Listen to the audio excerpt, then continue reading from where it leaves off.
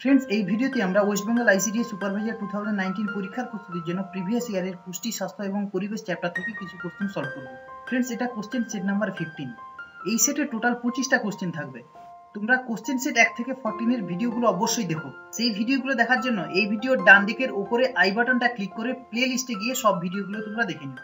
Friends, video শেষে তোমাদের জন্য এক্সারসাইজ থাকবে।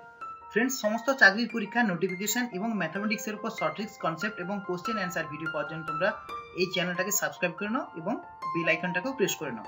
ফ্রেন্ডস, তোমরা আমাকে ফেসবুকে অবশ্যই ফলো করবে।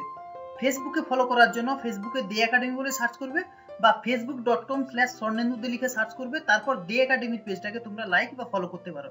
ফ্রেন্ডস, সেই পেজে তোমরা জিকে পাবে, রিজনিং পাবে, পাজল পাবে এবং চাকরির পরীক্ষার অনেক ভিডিও পাবে।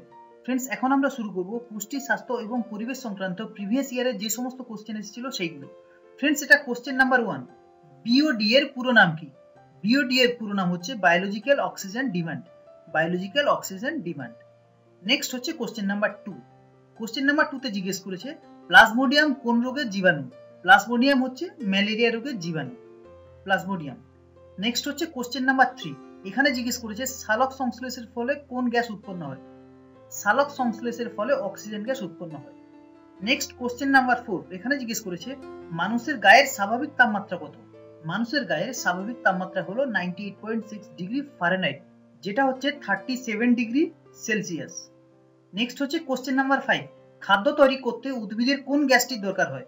অক্সিজেন, নাইট্রোজেন না কার্বন ডাইঅক্সাইড? খাদ্য তৈরি করতে উদ্ভিদের কার্বন ডাইঅক্সাইডের প্রয়োজন হয়। নেক্সট হচ্ছে কোশ্চেন নাম্বার 6। ধান, পাট ও গমের মধ্যে কোনটি রবি শস্য? এদের মধ্যে গম হলো রবি শস্য। নেক্সট হচ্ছে কোশ্চেন নাম্বার 7। দুটি লুপ্তপ্রায় প্রাণীর নাম লেখো। দুটো লুপ্তপ্রায় প্রাণীর নাম হলো অ্যামিবা ও ডাইনোসর। Next question number 8। পেয়ারাতে কোন ভিটামিন পাওয়া যায়? পেয়ারাতে ভিটামিন সি পাওয়া যায়। Next question number 9। ওআরএস এর পুরো নাম কি? ওআরএস এর পুরো নাম হচ্ছে ওরাল রিহাইড্রেশন সলিউশন। নেক্সট হচ্ছে কোশ্চেন নাম্বার 10। কোশ্চেন নাম্বার 10 এ জিজ্ঞেস করেছে রক্তের কোন গ্রুপটি সার্বজনীন গ্রহীতা, মানে ইউনিভার্সাল রিসিভার? রক্তের এবি গ্রুপটা হচ্ছে সার্বজনীন গ্রহীতা বা ইউনিভার্সাল রিসিভার। কোশ্চেন নাম্বার 11 এ জিজ্ঞেস করেছে মানুষের মূত্রের বর্ণ হলুদ হওয়ার কারণ কি? মানুষের মূত্রের বর্ণ হলুদ হওয়ার কারণ হচ্ছে ইউরোবিলিন বা ইউরোক্রোম থাকার জন্য। Next question number 12। টাইফয়েড রোগের দুটি লক্ষণ কি কি? টাইফয়েড রোগের দুটি লক্ষণ হলো জ্বর ও গা হাত পা ব্যথা। Question number 13। ভূমিক্ষয়ের প্রাকৃতিক রোধক কি? ভূমিক্ষয়ের প্রাকৃতিক রোধক হলো গাছ লাগানো। Next question number 14। পুষ্টি বলতে কি বোঝো? এক বাক্যে লিখো। যে প্রক্রিয়া দ্বারা জীবের শরীরে খাদ্যবস্তুকে পরিপাক ও শোষণ করা এবং বৃদ্ধি করা, তার সঙ্গে সঙ্গে ক্ষয়পূরণ করা হয়, তাকে বলে পুষ্টি। Next question number 15। Vitamin E এর অভাবে কি রোগ হয়? ভিটামিন ই এর অভাবে বন্ধ্যাত্ব রোগ হয়। নেক্সট হচ্ছে কোশ্চেন নাম্বার 16। পদার্থের চতুর্থ অবস্থা কি?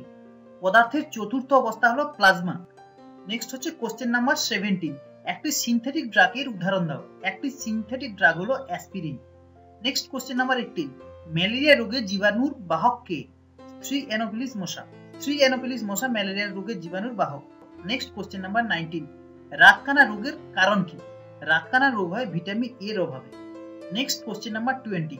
রাতকানা রোগের প্রতিরোধের উপায় কি?